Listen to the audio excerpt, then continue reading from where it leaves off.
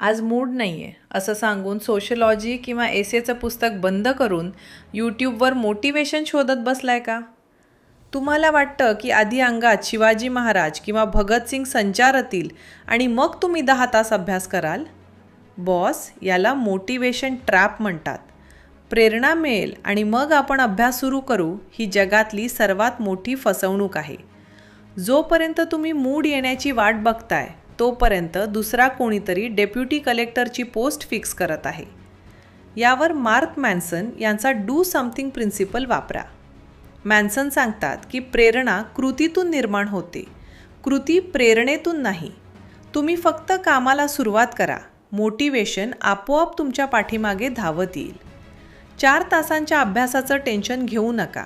स्वतःला फक्त इतकंच सांगा, मी 5 मिनिटे बसून एसेची फक्त एक प्रस्तावना लिहिणार आहे. फक्त पेन हातात घ्या आणि पहिल्या 3 ओळी लिहा. एकदा का ती सुरुवात झाली की तुमचा मेंदू आपोआप पुढचं उत्तर पूर्ण करेल. आत्ता या क्षणी तुमचं ते 5 मिनिटांचं छोटं काम कोणतं असणार आहे?